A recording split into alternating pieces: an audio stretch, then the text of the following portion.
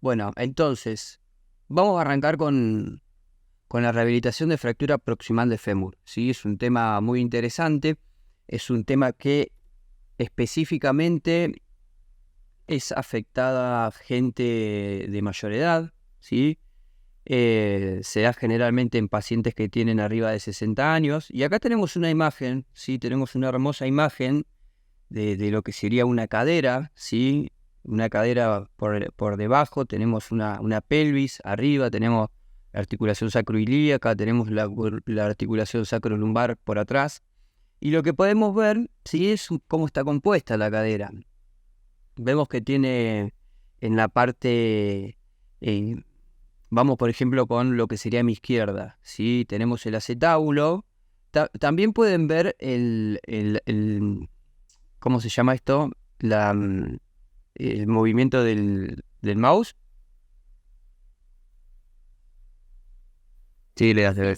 Joya. Bueno, entonces, ven, ahí tenemos el acetábulo, acá tenemos la cabeza, ¿sí? La cabeza de fémur.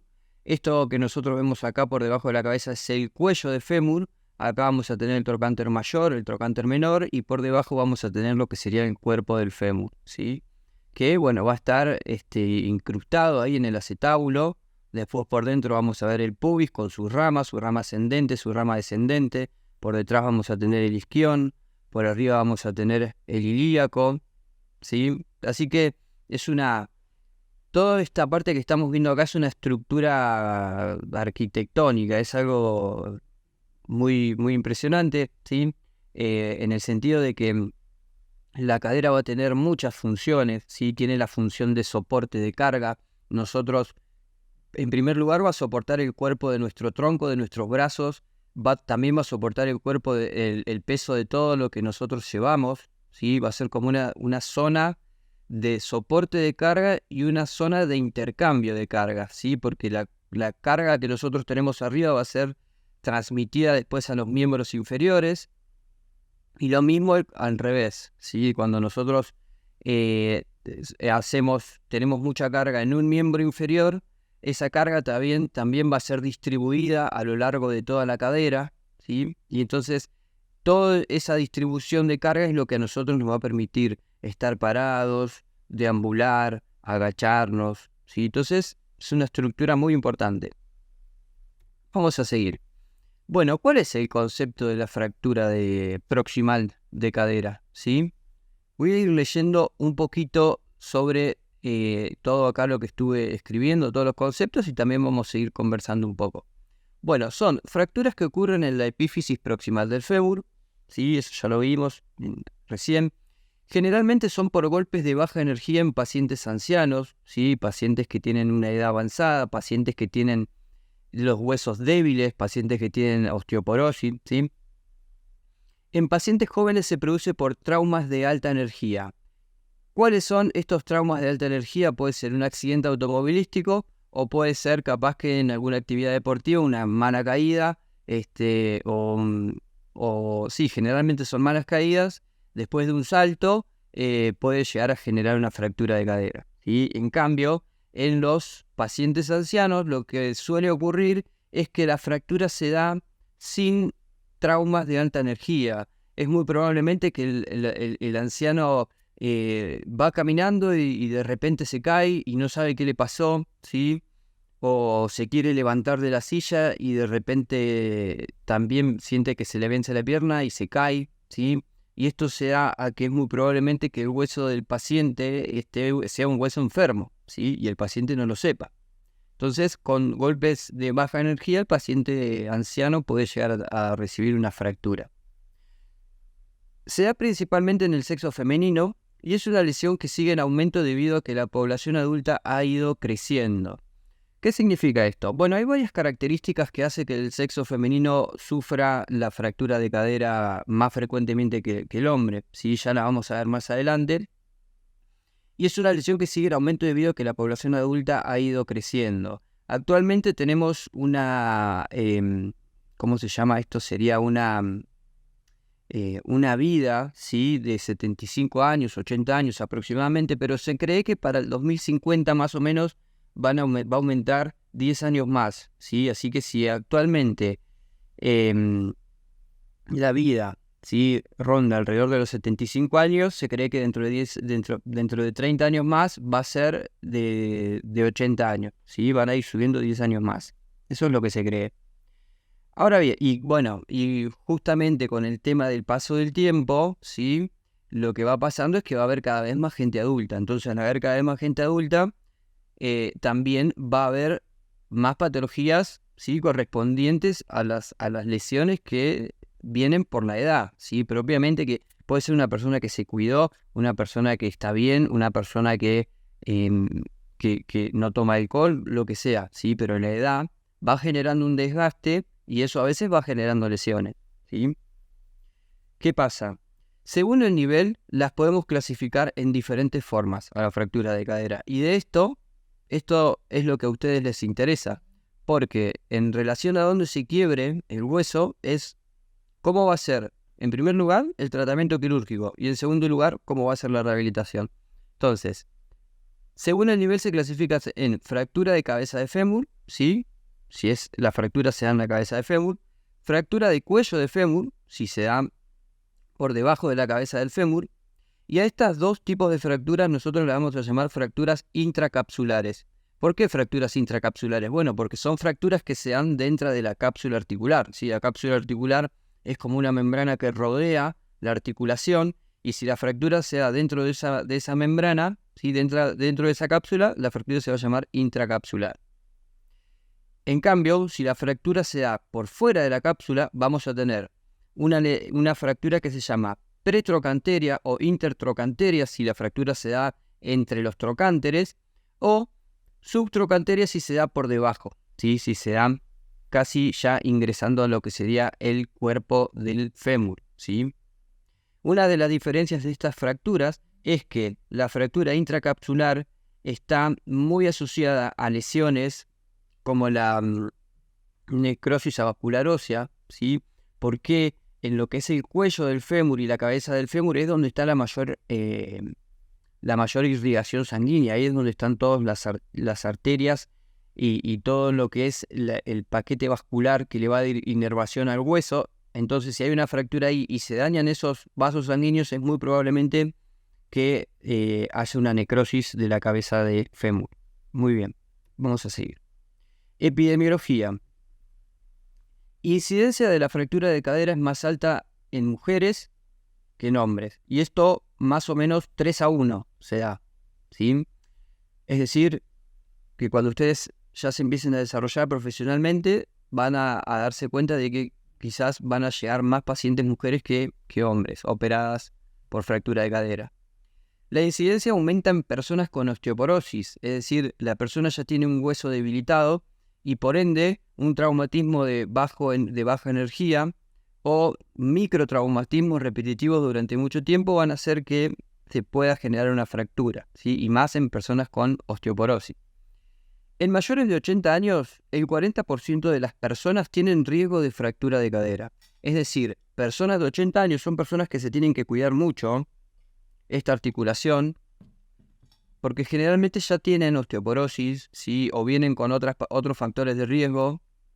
Entonces es un factor de riesgo muy grande, ¿sí? Y aproximadamente el 40% de las personas mayores de 80 años tienen riesgo de fracturar su cadera. Cada 100.000 habitantes hay 230 mujeres que sufren una fractura de cadera. En cambio, cada 100.000 habitantes hay 85 hombres que sufren una fractura de cadera. Y eso se da más que nada por... esto se da más que nada por situaciones hormonales y situaciones anatómicas, situaciones de estructura, que ya vamos a ver. Miren, por ejemplo, la mujer tiene la pelvis más ancha que el hombre. Y eso anatómicamente, ¿sí?, hace como una desventaja biomecánica para la mujer. Y eso es lo que potencia, ¿sí?, que quizás una caída o una osteoporosis severa haga que la mujer se fracture, ¿sí?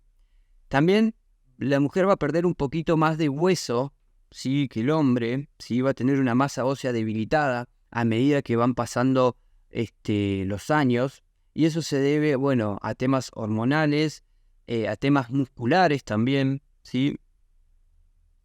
Bueno, la presencia temprana de osteoporosis, tanto en hombres como en mujeres, va a fomentar, ¿sí?, que la persona se pueda fracturar, ¿sí?, la menopausia, que es un cambio muy grande que sufren las mujeres mayores de 50 años, y eso también favorece a que haya fractura de cadera. El promedio de vida, al ser más amplio, como decíamos anteriormente, sí, también aumenta la cantidad de fracturas de caderas porque cada vez hay gente que es más adulta, más grande. Y el riesgo de fractura de cadera a lo largo de la vida es de un 30%.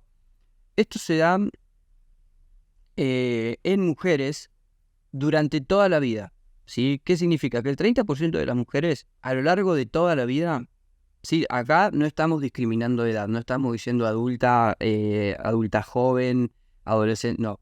El 30% de las mujeres a lo largo de toda la vida puede llegar a tener fractura de cadera, ¿sí? Y más o menos algunas de estas variantes son lo que hace que las mujeres sufran quizás un poquito más este tipo de lesión. ¿Sí? Yo a esto también le podría sumar el tema muscular, que la mujer a veces tiene un poco menos de masa muscular, que la masa muscular sirve para estabilizar las articulaciones y sirve como medio de contención, y eso es anatómicamente, genético, entonces eso también puede influir un poco. Bien. Vamos a hablar un poquito sobre la mortalidad de esta lesión, ¿sí? En el postoperatorio inmediato, aproximadamente hay un 5 o un 6% de pacientes que fallecen, ¿sí? Y eso es porque no toleran la fractura y después la intervención quirúrgica, que es una intervención quirúrgica muy importante, ¿sí? Entonces, hay pacientes que no lo toleran y, bueno, mueren, ¿sí? Aproximadamente el 5%, muy rápido después de operarse. En el primer año después de operado, hay un 30% de pacientes que fallecen, ¿sí? Que quizás no se pueden recuperar bien y sumado a los factores de riesgo que ya tienen anteriormente. A los 6 años, el 66% de los pacientes operados de cadera mueren. Y a los 10 años, el 77% de cadera. El 77% de los pacientes mueren, ¿sí? Hay otro porcentaje, ¿sí?, de pacientes que quedan completamente bien, pero del 100% de los pacientes que se fracturan la cadera y que se operan, aproximadamente un 25% de los pacientes quedan bárbaros, ¿sí?, quedan bien, y el resto queda con alguna secuela. Muy bien, vamos a hablar un poquito sobre los factores de riesgo. ¿Qué es lo que hace que una persona tenga predisposición a tener una fractura de cadera? Bueno, como decimos anteriormente, ¿sí?, el género, el sexo femenino, tiene un poquito más de posibilidades, ¿sí?, por cuestiones anatómicas, cuestiones hormonales, cuestiones fisiológicas. Y esto es importante hacer una aclaración acá. La alteración mental. Hay pacientes que tienen problemas psicológicos, problemas psiquiátricos, problemas mentales. Y esto es importante, ¿sí?, porque a veces esto genera que el paciente tenga mala comunicación, que el paciente tenga síntomas como mareos, que el paciente tenga síntomas como falta de coordinación. Y entonces está bueno que prestemos atención a eso, porque esos pacientes van a predisponerse a caerse, ¿sí? Se pueden caer. Entonces es algo que no se tiene mucho en cuenta, pero las alteraciones mentales son muy importantes acá, ¿sí? Porque son pacientes que tienen muchas probabilidades de caerse. Entonces, cuando uno se cae, es ahí donde puede venir la lesión, ¿sí? La falta de independencia, que cuando hablamos de falta de independencia me refiero a que la persona o el paciente está con cierta debilidad o ciertos problemas para poder marchar, para poder movilizarse, para poder deambular, desplazarse, y necesita la ayuda de asistencia para la marcha o necesita la asistencia de personas que lo acompañen, y eso también es un factor de riesgo que hace que la persona se pueda caer y se pueda lastimar. Bueno, después con respecto a la edad, personas de más de 65 años ya tienen una probabilidad alta de fracturarse la cadera y más aumenta a medida que van pasando más los años. Persona que toma medicación o a las personas a las cuales se dice que polifarmacia, ¿sí? Porque por cuestiones médicas tienen que tomar varios medicamentos, ¿sí? Pueden ser, por ejemplo, medicamentos para patologías cardiovasculares, para patologías psiquiátricas, para patologías neurológicas. Entonces, cuando se mezclan ese tipo de medicamentos, el paciente a veces tiene síntomas como rigidez, tiene síntomas como confusión, entonces debilidad. Entonces ese tipo de cosas también funciona como factor de riesgo para que una persona tenga una lesión traumatológica como esta. El consumo de tóxicos como el alcohol y el cigarrillo, que quizás cuando la persona actualmente lo consume, está escrito en toda la bibliografía y en cualquier lugar donde lo lean va a salir como factor de riesgo que el consumo de alcohol y el consumo de tabaco va a ser factor de riesgo, pero también es si la persona quizás en el momento no estaba consumiendo alcohol ni tabaco, pero si lo hizo durante muchos años, eso también queda como un registro, se podría decir, y puede afectar a un futuro. Después, el deterioro visual, una persona que no ve bien y no ve bien por dónde camina, tiene predisposición, sí, también a caerse. Una persona con problemas vestibulares tiene capaz que problemas y se marea, ¿sí? O pierde el equilibrio. Lo mismo con el tema propioceptivo, ¿sí? Pierde el equilibrio, entonces también favorece a caídas y favorece a esta lesión. Enfermedades neurológicas, sí, como puede ser una CB, Parkinson, Alzheimer, son enfermedades que generan trastornos fisiológicos y motrices que también pueden favorecer a una caída y que haya una lesión, o enfermedades cardiovasculares, ¿sí? También por el mismo motivo, ¿sí? Que un paciente se puede cansar, se puede caer, se puede quedar sin oxígeno y en la caída viene la lesión. Acá, por ejemplo, tenemos las imágenes. Ahí tenemos un señor, ¿sí? que tiene dificultades para ver. Tenemos una persona que aparentemente ha sufrido una CB, entonces está caminando con asistencia para la marcha y está caminando con la enfermera, ¿sí? Después, mucho trabajo va a ser recomponer a esa persona para que pueda caminar solo y para que no se caiga, ¿sí? Y ahí tenemos la polifarmacia ahí arriba. Factores de riesgo extrínsecos. ¿Cómo qué? ¿Qué son las cosas que hacen que las personas puedan tener una fractura de cadera? Bueno, el calzado, ¿sí? Cuando hay calzados incómodos, calzados inestables, eso puede favorecer a que una persona se doble el pie o pise mal y se caiga, ¿sí? Y bueno, si es una persona joven, capaz que no pasa nada, pero si es una persona adulta, es muy probable que la persona se caiga, se golpee la cadera y se lastime. La iluminación, más que nada para las personas, como decíamos recién, que tienen problemas de vista, ¿sí? Está bueno que haya una buena iluminación en todos lados para que las personas puedan caminar y puedan ir viendo los obstáculos, ¿sí? No como algunas calles que cuando vos vas caminando estás todo oscuro y capaz que hay un ladrillo en el piso y no lo ves y te caes. Los baños, ¿sí? Que los baños para personas adultas tienen que estar adaptados. Meteorológicos, sí, en cuanto a, por ejemplo, cuando hay días de lluvia y el piso está resbaloso o hay mucho viento y empuja a las personas, esos días es mejor que si hay abuelitos o que si hay gente grande que no salga, ¿sí? Porque aumentan los riesgos de caerse y aumentan los riesgos de fractura, ¿sí? El transporte público también, porque si no hay asientos para sentarse, las personas tienen que estar agarrados, ¿sí? Y si es un abuelito que tiene que estar agarrado del transporte público y el auto genera un movimiento importante, lo puede tirar y eso puede generar lesiones. Y el mal estado de las calles. Todos estos son factores extrínsecos que influyen, ¿sí? No quiere decir que porque haya un mal estado de la calle las personas se van a fracturar, ¿sí? Pero puede ser que capaz que una persona en algún momento pasa caminando, no ve el pozo, lo pisa, se cae y se fractura. Muy bien. Mecanismo de lesión. Bueno, ¿cómo es el mecanismo de lesión? La fractura frecuente que ocurren, bueno, son fracturas frecuentes que ocurren en cualquier comunidad social, en cualquier lado, ¿sí? Gente de cualquier estatus económico, gente de cualquier raza, en cualquier país, ¿sí? En cualquier lado ocurre esta lesión. Pero afecta principalmente a personas de más de 60 años, como decíamos. Es muy importante el tema de la edad acá, aunque también hay personas de menos de 60 años que se fracturan la cadera, ¿sí? Como decíamos anteriormente, puede ser un deportista que sufre un golpe joven, ¿sí?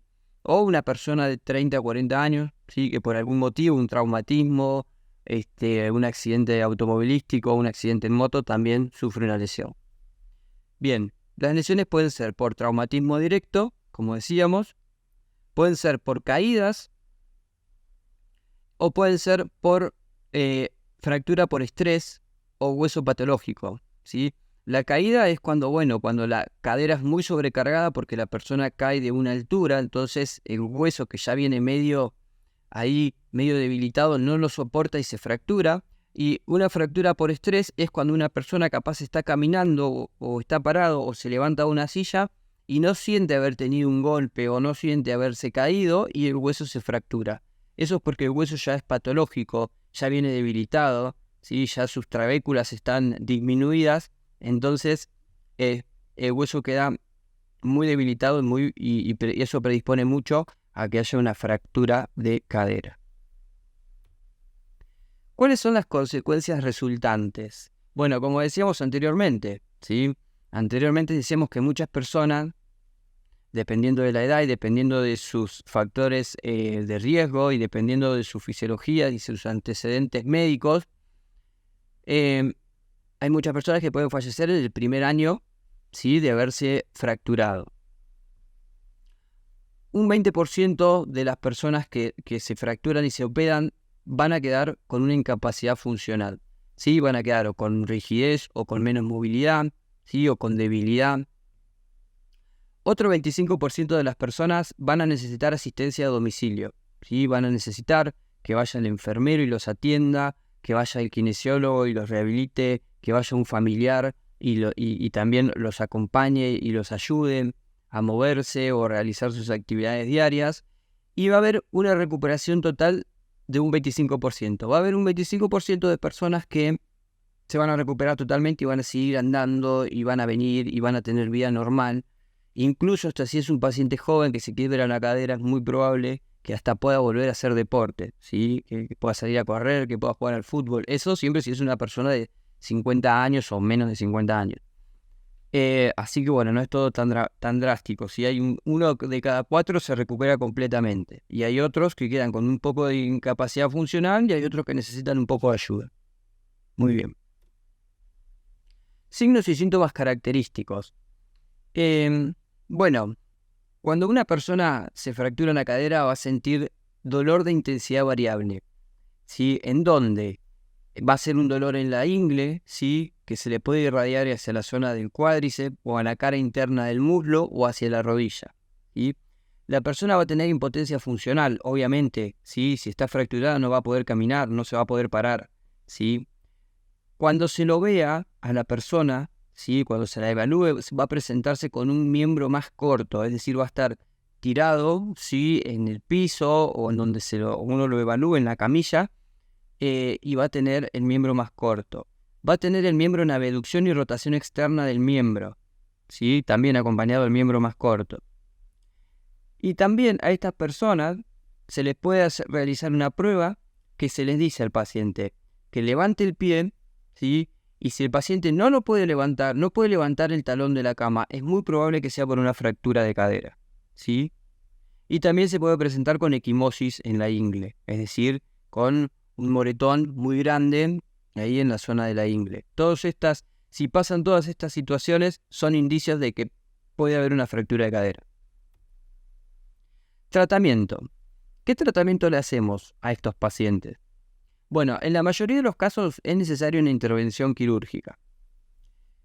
Hace mucho tiempo, hace 30, 40 años, obviamente todo va evolucionando, ¿sí? Las terapias, las carreras, las profesiones. Hace 30 años, las alternativas de elección eran muy escasas. Antes se utilizaban clavos endomedulares, ¿sí? Enclavijamiento femoral. Era la opción de elección. El paciente se operaba y luego quedaba mucho tiempo convaleciente, es decir, mucho tiempo en cama, esperando obviamente la osteogénesis, ¿sí? Que se forme el callo óseo y que el paciente después pueda empezar a funcionar con normalidad. El tema es que eso antes nunca pasaba porque el paciente se operaba, quedaba convaleciente 2 o 3 meses y después cuando se quería levantar el paciente no podía caminar o quedaba muy debilitado o no se podía parar. Y eso se daban porque el paciente sufría muchos cambios fisiológicos, ¿sí? Mucha insuficiencia circulatoria, mucha atrofia muscular, falta de resistencia aeróbica, un montón de cosas, ¿sí? Que hacían que antes los tratamientos no fueran, tan avanzados como lo son ahora, ¿sí? Con la evolución se creó, ¿sí? O mejor dicho, fue avanzando el tema de las prótesis, ¿sí? El panorama cambió la elección de tratamiento quirúrgico y la rehabilitación. Ahora, en algunas situaciones se utilizan o placas o clavos endomedulares y en otras se van a utilizar prótesis, ¿sí? Pero bueno, ahora las prótesis están mucho más evolucionadas y hay más opciones de trabajo para que los médicos traumatólogos puedan realizar intervenciones. Después eso también va a variar mucho en lo que es la cuestión de la rehabilitación, ¿sí? Dependiendo de la prótesis o de la osteosíntesis que haga. El uso de prótesis permite comenzar precozmente con la rehabilitación, ¿sí? Esto es importante porque el uso de prótesis aumenta la velocidad en la cual se puede empezar a tratar el paciente, levantarse de la cama y deambular, ¿sí? Deambular con asistencia, con muletas, principalmente con andador, que es lo que más ayuda al principio, pero después, puede cambiar con otros tipos de asistencia de la marcha. Pero ¿qué pasa si cuando se utiliza una osteosíntesis? ¿Sí? Cuando se utilizan clavos endomedulares o se utilizan placas con tornillos para poder reducir las fracturas, ¿sí? Que generalmente, como habíamos dicho, son fracturas capsulares, ¿sí? Fracturas extracapsulares. Pacientes que prefieren preservar la estructura anatómica, ¿sí? Si eso es posible, a veces no es posible. Fracturas extracapsulares, como dije, fracturas que las agarran enseguida, las agarran con menos de 6 horas desde que se realizó una lesión, entonces eso favorece a que no haya necrosis avascular ósea, ¿sí? Enfermos menos de 50 años, es decir, gente que se fractura, que es joven, gente que fractura la cadera, pero es joven, ¿sí? Y tiene una buena capacidad de osificación, una buena capacidad de que se le forme un callo óseo fuerte, buenas condiciones en generales, ¿sí? Es importante que la persona tenga buenas condiciones en generales, pero bueno, algunas de las complicaciones que tienen cuando se realiza la osteosíntesis es la necrosis avascular ósea, como decía anteriormente. Se puede llegar a soldar mal los huesos y se puede llegar a generar una pseudoartrosis. Puede quedar con impotencia funcional. Y una de las complicaciones que tiene es que este paciente necesita estar un tiempo en reposo, un tiempo en cama, ¿sí? Porque necesita darle tiempo al hueso para que se osifique, para que se forme el callo óseo, para después poder empezar a pararlo y hacer actividades de ese tipo. Entonces, esa es otra de las complicaciones. Bien, la rehabilitación en osteosíntesis. ¿Qué es? ¿Cómo se hace? ¿Qué debemos hacer? Bueno, en principio que se debe iniciar rápidamente, ¿sí? Tanto como la otra, tanto como cuando se utilizan prótesis. Se debe iniciar rápidamente. Bueno, hay que esperar. En este caso, no se pueden hacer terapias tan potentes como cuando se realiza una prótesis, ¿sí? Tampoco se lo puede parar enseguida al paciente, pero se debe iniciar rápidamente con diferentes alternativas, ¿sí? Se debe disminuir la convalecencia. ¿Qué significa convalecencia? Como les decía anteriormente, que el paciente esté en reposo en la cama, acostado. Bueno, eso se puede disminuir. ¿Por qué? Porque vos a los días al paciente lo podés sentar, ¿sí? Lo podés movilizar, podés utilizar diferentes alternativas kinésicas, ¿sí? Como para que el paciente no esté todo el tiempo acostado. Y con eso prevenís un montón de cosas. Prevenís que se le generen escaras, que se le genere debilidad muscular, prevenís que se le infecte la herida. Bien, entonces, después seguimos. Deambular precoz. Deambular precoz, eso dependiendo de la evolución del paciente. A veces puede deambular en semanas, ¿sí? No es que va a deambular a los 2 días como va a deambular cuando se pone una prótesis. Bien, proteger la cirugía. ¿Por qué es importante proteger la cirugía? Porque nosotros nos vamos a dar cuenta, ¿sí? A través de la cicatriz, cómo va cicatrizando todo, ¿sí? Vamos viendo si la persona supura, ¿sí? Que si supura significa que o hay un rechazo de algo o que puede haber una infección. Entonces eso es una urgencia médica que hay que verlo. Entonces está bueno también ir llevando cómo va la evolución de la cicatriz. Prevenir escaras, sí, porque esta es una lesión muy, muy, muy fea, por así decirlo, porque las escaras duelen, son muy dolorosas, hacen que el paciente se sienta incómodo, está hablando de que hay una mala circulación en alguna estructura. Entonces, prevenir escaras es fundamental. Los primeros días, el paciente puede estar semisentado, más o menos unos 30 a 40 grados, que se puede hacer con almohadas o con alguna silla especial.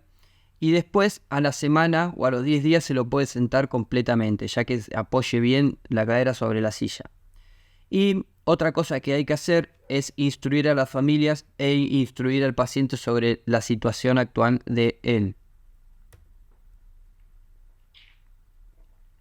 ¿Cuándo se utiliza una prótesis? Bueno, cuando la fractura viene acompañada de una artrosis severa de cadera, ¿sí? que ya se nota que es una cadera que está muy desgastada, que está anquilosada, que tiene muchos osteofitos, que no da más.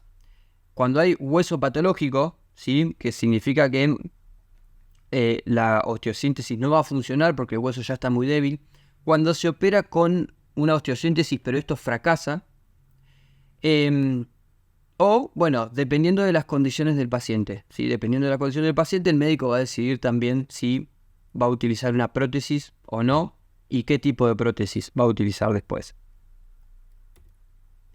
Bien, rehabilitación de estos pacientes. ¿Qué hacemos? El tratamiento de rehabilitación depende del procedimiento quirúrgico, ¿sí? Esto lo veníamos diciendo anteriormente. En ambos casos, ¿sí? Si es un paciente que se atiende por osteosíntesis o le ponen una prótesis, mientras antes se comience con el tratamiento, mejor pronóstico tendrá. ¿Sí? Ya dijimos que la convalecencia no es buena, ¿sí? En el paciente operado con osteosíntesis, el tratamiento deberá ser más contemplativo y progresivo. Es decir, tenemos que regular más la terapia, los ejercicios, las aplicaciones, ¿sí? Comenzando con el apoyo parcial y la asistencia para la marcha, ¿sí? Alrededor de las 6 semanas. ¿Por qué hay que esperar tanto? Bueno, porque hay que esperar que se consolide el hueso, hay que esperar que se forme el callo óseo, y el callo óseo, como ya sabemos, tarda alrededor de 2 meses, ¿sí? Como para empezar a generar ya un poco de apoyo parcial. Y dependiendo de la evolución del paciente, ya a partir de entre las 8 y las 12 semanas, el paciente ya puede caminar, ya se puede deambular, se puede mover. Y a veces con una asistencia como muletas, bastón, trípode, ¿sí? Y a veces cuando está todo bien y se le hizo un buen trabajo muscular, que el trabajo muscular es fundamental, o un buen trabajo propioceptivo, capaz que está caminando solo. Y en pacientes con artroplastía de cadera, el tratamiento comenzará el día posterior a la operación, ¿sí? O sea, se lo para de una. Al otro día se lo para, si no se lo para el mismo día. Bien. ¿Qué es lo que vamos a hacer en una primera fase? En una primera fase, que sería más o menos las primeras 4 semanas, ¿sí? Vamos a realizar ejercicios isométricos, ¿sí? de miembros inferiores. Esto es si a ustedes les toca ir a visitar al paciente al hospital o ir a visitarlo a la casa, ¿sí? Van a realizar ejercicios isométricos de glúteos y cuádriceps, que hay mucha cantidad de ejercicios, eso después se va a ir viendo, ¿sí? Movimientos de tobillo, ¿sí? ¿Para qué? Para estimular al gemelo, para estimular el tibial anterior, estimular los peroneos, estimular el tibial posterior, que son músculos que no tienen por qué no trabajar, porque no están afectados, si están funcionando al 100%, y al mismo tiempo que vamos fortaleciendo esos músculos que los vamos a necesitar después para cuando el paciente tenga que caminar, estimulamos el retorno venoso, estimulamos la circulación sanguínea. Y lo mismo pasa con los miembros superiores. Los miembros superiores los podemos trabajar al 100%, ¿sí? Porque el paciente no se operó de miembros superiores, ¿sí? Podemos trabajar en los brazos, podemos trabajar en los hombros, podemos trabajar en los bíceps, los tríceps, todo que después probablemente lo necesite si utiliza una asistencia para la marcha. Después, ¿sí? En una segunda semana, Vamos a comenzar con movilidad activa, movilidad activo-asistida, ¿sí? De cadera, es decir, al paciente le podemos decir que haga un poco de fuerza y nosotros lo acompañamos. Rodilla y tobillo, ¿sí? Ya dijimos que el tobillo lo podemos trabajar bien y el tema de trabajar la rodilla lo podemos trabajar de diferentes formas, pero generalmente viene asociada con una flexión de cadera si el paciente está acostado. Continuamos con isométricos, ¿sí? Apoyo parcial y marcha con asistencia si lo permite. En este caso, apoyo parcial y marcha con asistencia si lo permite si el paciente recibió una artroplastía, es decir, un reemplazo de cadera. Si recibió una osteosíntesis, todavía no es el momento de hacerlo caminar. Ven, yo acá puse una imagen, ¿sí? Porque generalmente a estos pacientes también se los puede trabajar con fisioterapia. Ahí hay un ultrasonido al lado de la pared izquierda y del otro hay un ondas rusas, un electroestimulador que sirve para estimular todo lo que es la parte neuromuscular. ¿Sí? Ya el paciente, mientras está acostado, se le puede ir poniendo electroestimulación para que se le trabaje los músculos, ¿sí? Diferentes tipos de músculos. O también se lo puede trabajar con ultrasonido para controlar el edema, si es que tiene edema por estar mucho tiempo acostado, o para también realizar un tipo de alivio. En la segunda fase, ya más o menos entre el mes y los 2 meses, ya se pueden aumentar las cargas de los ejercicios, ¿sí? Lo mismo, siempre y cuando hablando de pacientes con reemplazo de cadera. Los pacientes con osteosíntesis, ¿sí? Hay que esperarlos un poquito más. Bien, en un paciente que tuvo un reemplazo de cadera, ¿sí? Ya podemos aumentar las cargas y podemos aumentar los ejercicios activos. Aumentamos los tiempos y la calidad de la marcha, es decir, el tipo ya se paró al día siguiente de ser operado y ya estuvo caminando posiblemente con andador o con muletas. Entonces ya al mes, sí, o a los 2 meses ya le tenemos que decir, bueno, tenemos que empezar a caminar bien, ¿sí? Tenemos que mejorar la calidad de la marcha, el movimiento de las piernas y tenemos que caminar por más tiempo.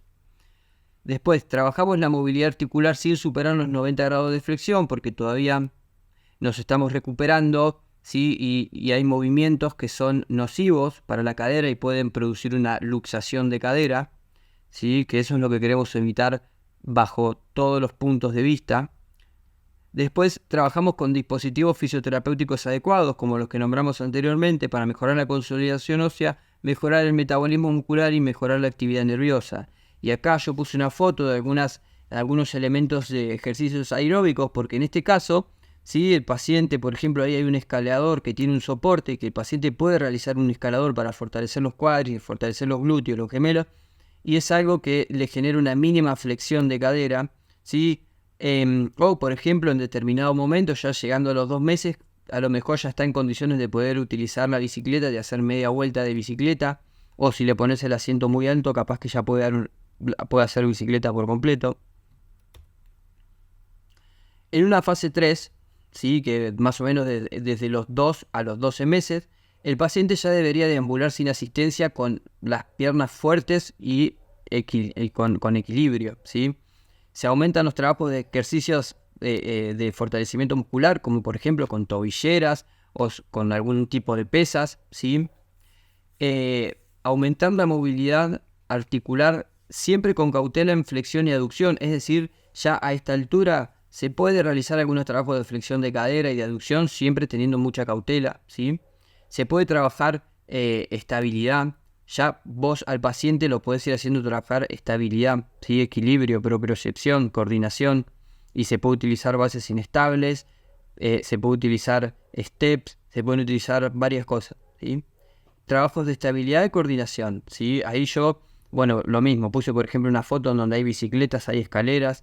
En la otra foto hay bases inestables, hay vallas, que son todas cosas que el paciente va a ir trabajando. Y en la última foto, que ya cuando un paciente está un poco más fuerte, ya puede empezar a utilizar pesas, ¿sí? Como por ejemplo el sillón de cuádriceps.